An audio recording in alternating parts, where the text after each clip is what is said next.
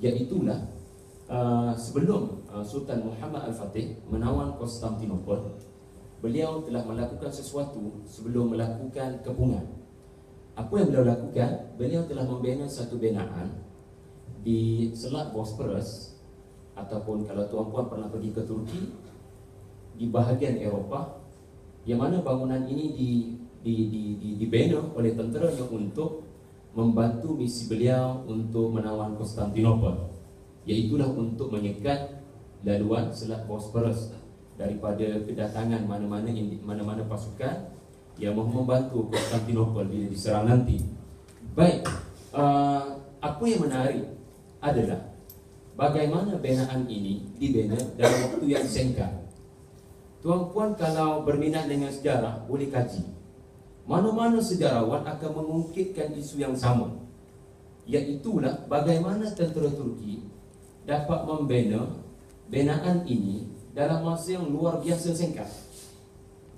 Ketika zaman sebelum Sultan Muhammad Al-Fatih, ada moyang dia yang namanya Bayazid. Ada moyang ni ayah kepada datuk dia lah, yang juga pernah membina binaan yang sama, cuma di bahagian Asia. Sedia maklum ya, Bosporus ini pertemuan antara dua benua. Bosporus ini di sini adalah Eropah, di sini adalah Asia. Jadi dahulu sebelum Al-Fatih bina binaan ini, moyangnya sudah bina. Binaan ini kecil je, tapi mengambil masa lebih kurang 10 bulan. Apa yang pelik bin ajaibnya adalah macam mana Sultan Muhammad punya tentera membina binaan yang 3 kali ganda lebih besar daripada saiz yang dibina oleh moyangnya ini dalam masa yang lebih kurang 5 bulan sahaja. Mari kita ke Turki sebentar. Bersama batu. Tengok 3 besar. Al-Fatih fokus kepada wall dan 3 orang Grand Vizier dia fokus kepada pembinaan menara ini. Hampir 300 pakar-pakar kejuruteraan digunakan, dan Al-Fatih sendiri telah memberikan arahan dan melaksanakan bersama-sama dengan tenteranya, dan beliau telah berjaya menyempurnakan binaan ini dalam 139 hari, tidak sampai 3 bulan. Sungguh luar biasa. Dan binaan ini dibuat di kawasan yang sudah ditawan oleh Datuk Muhammad Sultan Muhammad Fatih, iaitu di kawasan Galata ini. 139 hari lebih kurang 5 bulan. Yang ini ramai orang beli bin ajaib. Salah satu dalam babak-babak, salah satu saja dalam babak membuka Konstantinopel yang beli, di mana tentera Turki ini sangat cepat untuk bina. Soalan saya, apa yang menyebabkan mereka membina dengan sangat cepat?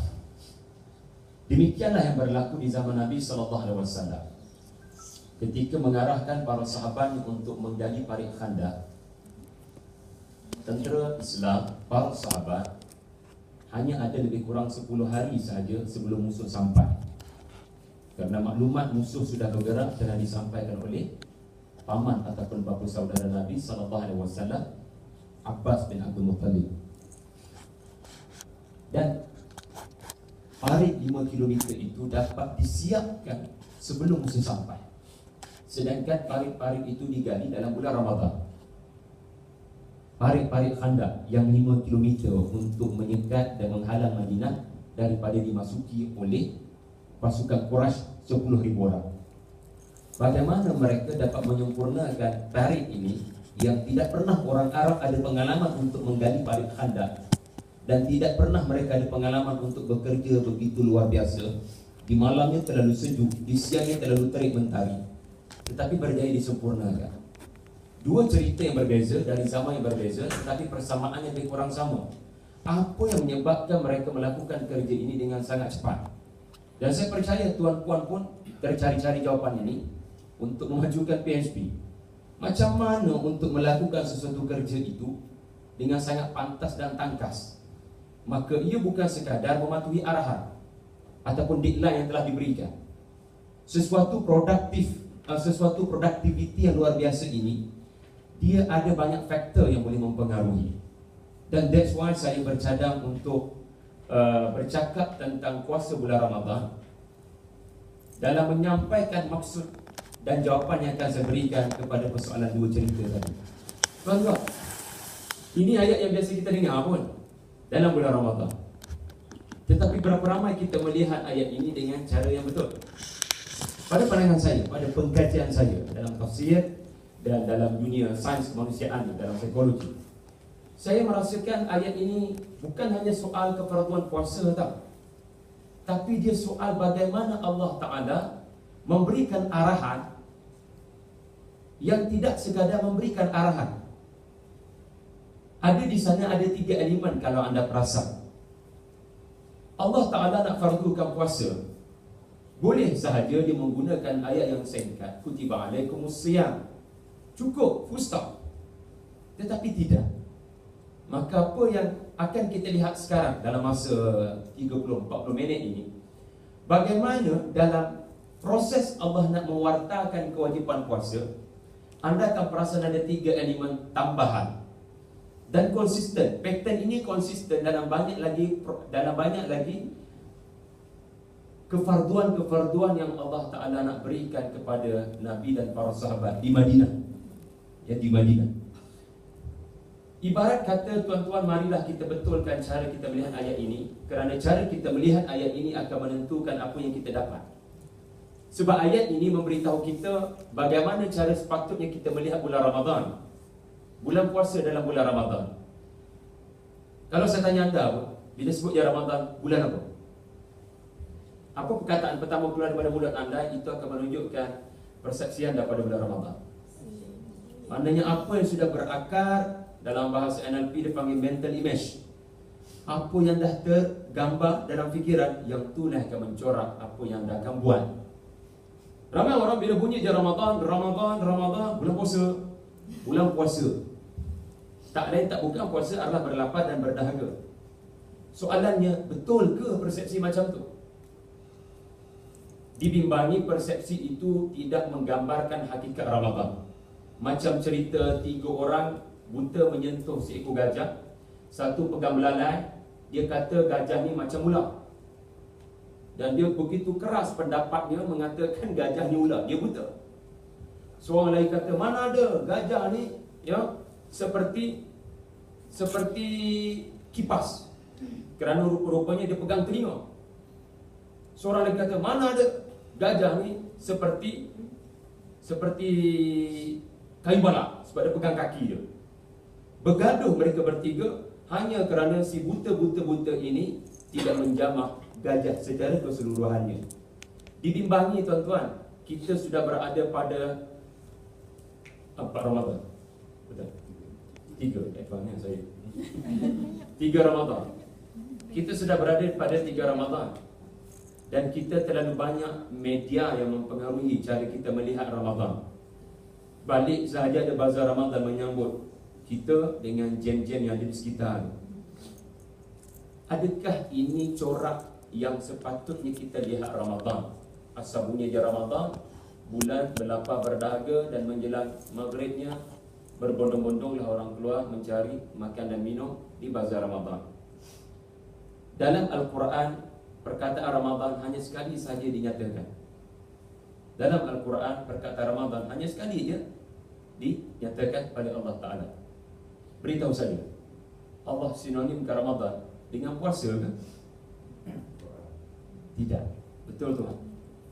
Allah sinonimkan Ramadan dengan Al-Quran, supaya cara kita melihat adalah cara melihat seperti individu yang mahu mencari Al-Quran. Ibarat 3 orang yang berada di lautan biru. Satu orang namanya nelayan, orang kedua namanya jurutera, orang ketiga namanya orang kaya. Mereka melihat lautan biru yang sama. Adakah cara mereka melihat sama, tuan-tuan? Ini dipanggil paradigm, kepercayaan masing-masing berdasarkan siapa dia. Nelayan melihat laut, apa yang dia nampak? Dia percaya dalam laut ini ada ikan, rezekilah. Tetapi duduk sebelah dia, jurutera aja. Duduk sebelah dia aja. Tapi cara jurutera ini melihat sama ke dengan nelayan melihat lautan yang sama? Tak sama, tuan-tuan. Jurutera melihat lautan ini, dia percaya keyword saya percaya. Dia percaya pada lautan ini bukan sekadar ikan, tapi ada minyak. Orang kaya sebelah dia melihat lautan yang sama, tiga ni adik-beradik. Si kaya yang melihat lautan ini, apa dia nampak?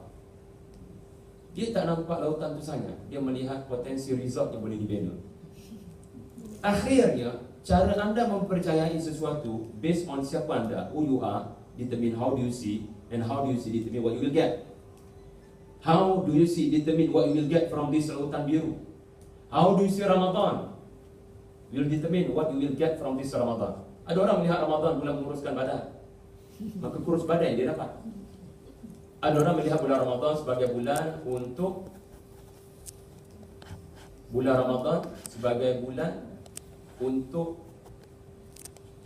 macam-macam lah niat. Tetapi yang sepatutnya cara kita melihat, Allah Subhanahu wa ta'ala sudah selaraskan. Dia nelayan ke, jurutera ke yang betul, orang kaya ke yang betul. Cara melihat itu yang akan menentukan apa yang kita dapat. Sebab itu tuan-tuan, yang pertama sekali anda akan mendapati cara Allah Subhanahu wa ta'ala sebelum memfardukan puasa adalah dengan menyelaraskan cara anda melihat program ini.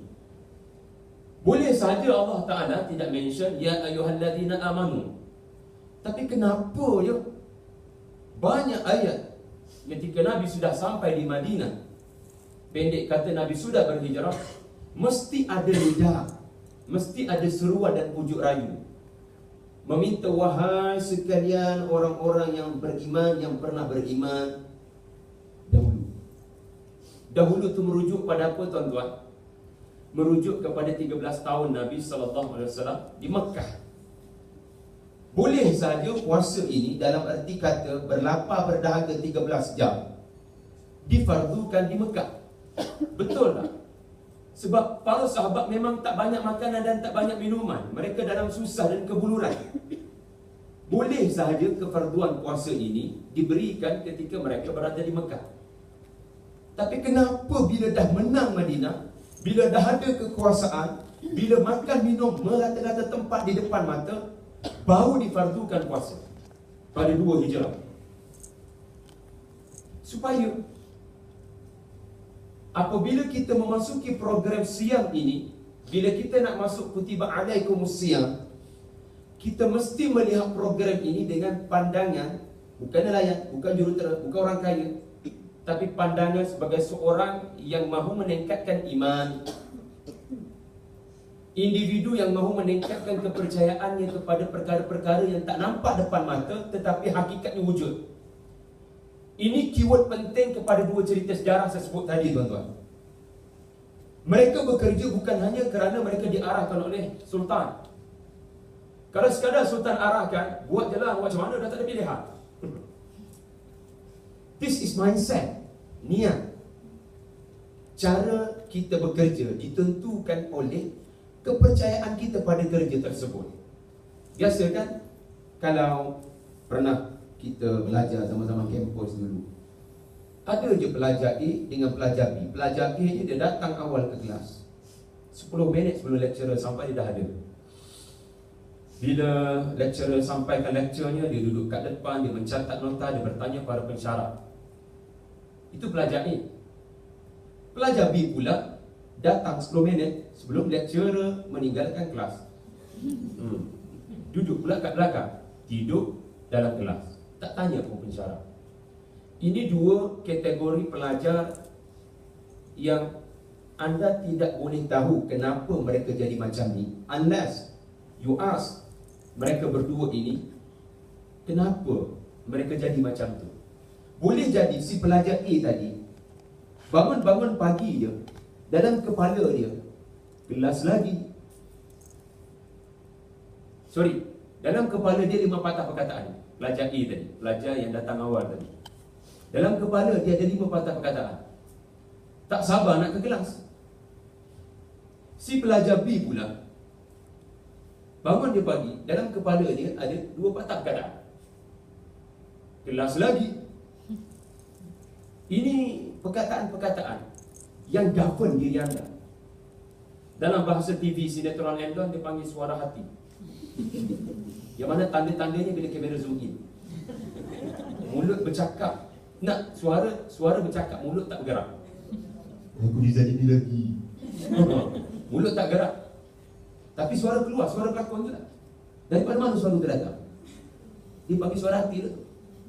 Hati ni yang gabut. Lepas tu Nabi Muhammad SAW kata, dalam jasad kita yang ada seketul daging, daging itu sentiasa bersuara untuk mempengaruhi seluruh kaki tangan.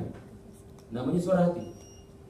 Pepatah Melayu pun banyak menyebut hati. Asal orang baik dia baik hati. Dia tak kata baik tangan belanja saya semalam.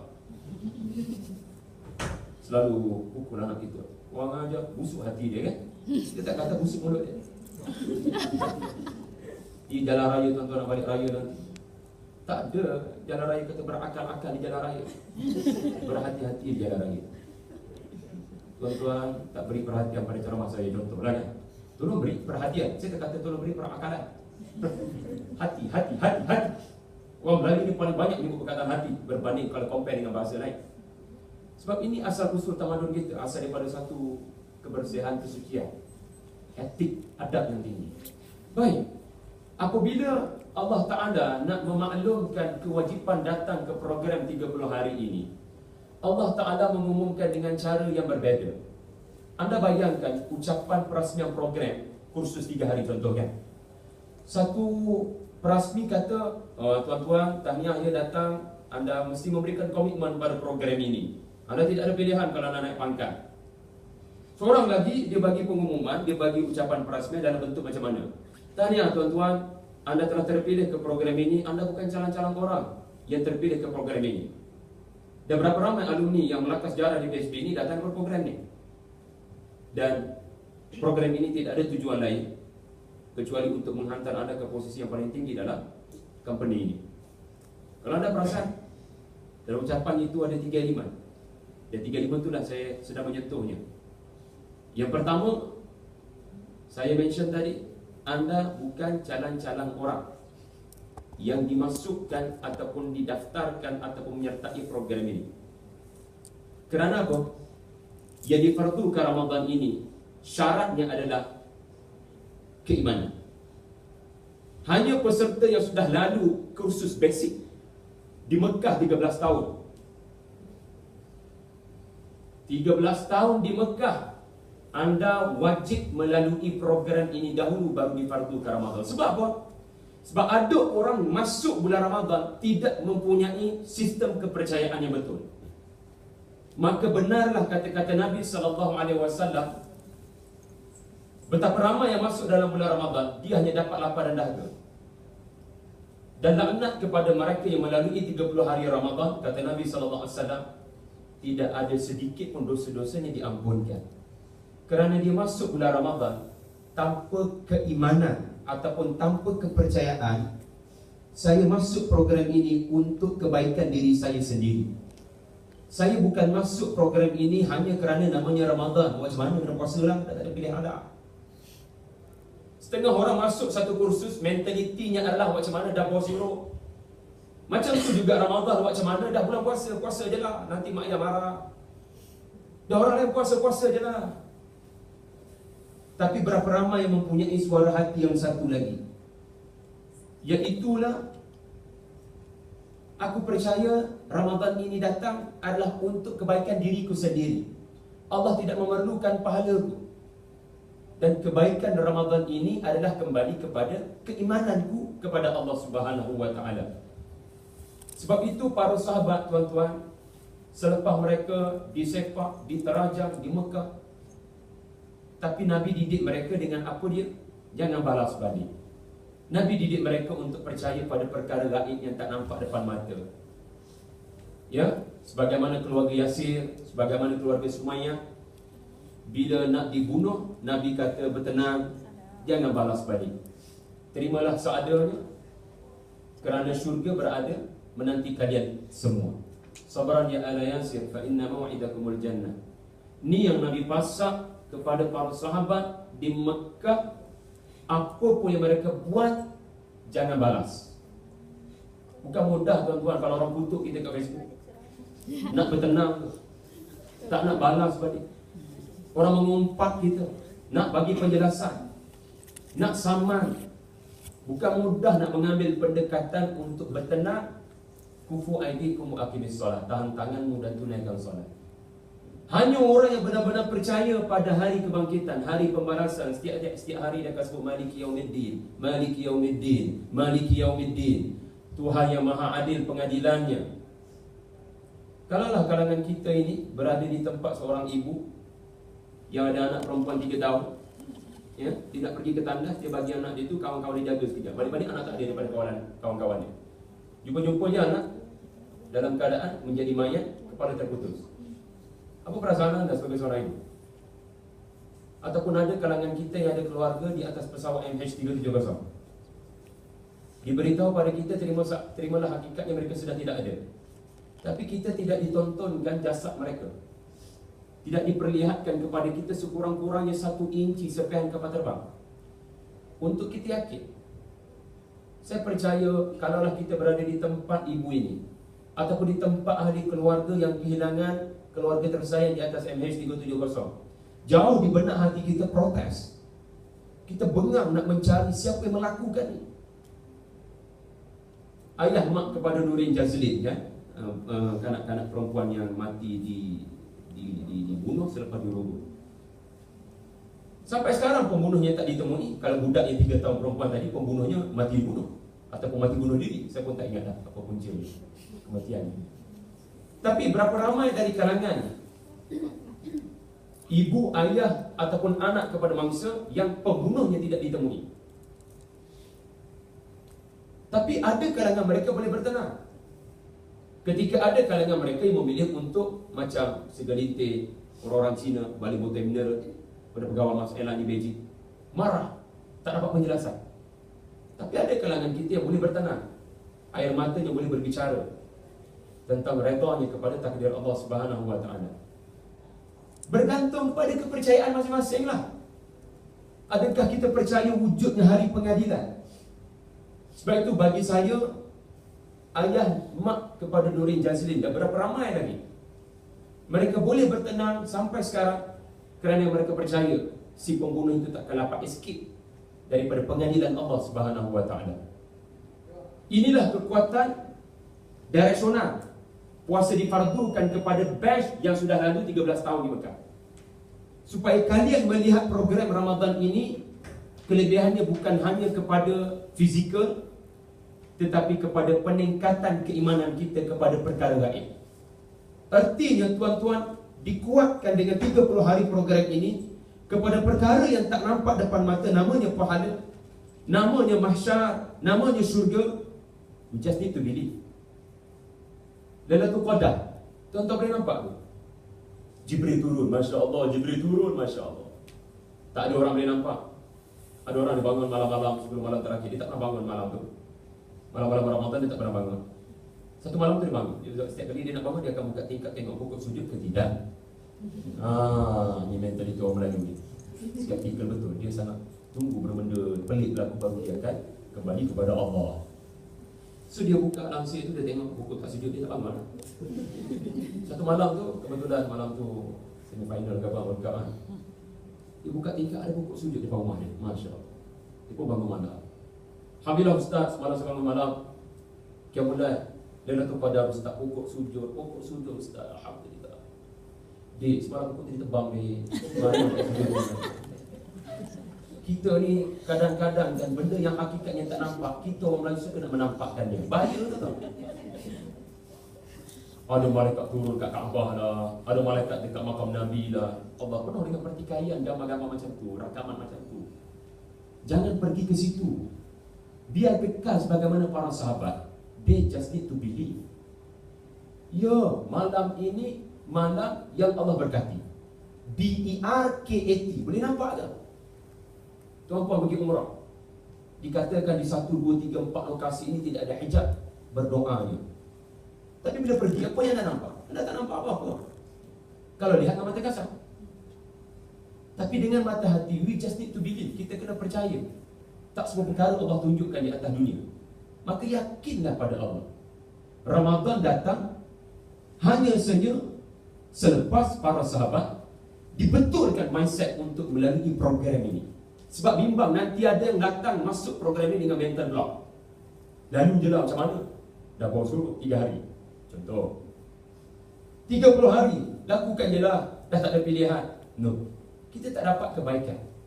Kebaikan hanya bila kita melihat bulan Ramadan dengan pandangan keimanan. Melihat bulan Ramadan sebagai program Al-Quran, bukan program puasa je. Sebab perkataan Ramadan disinonimkan dengan Al-Quran.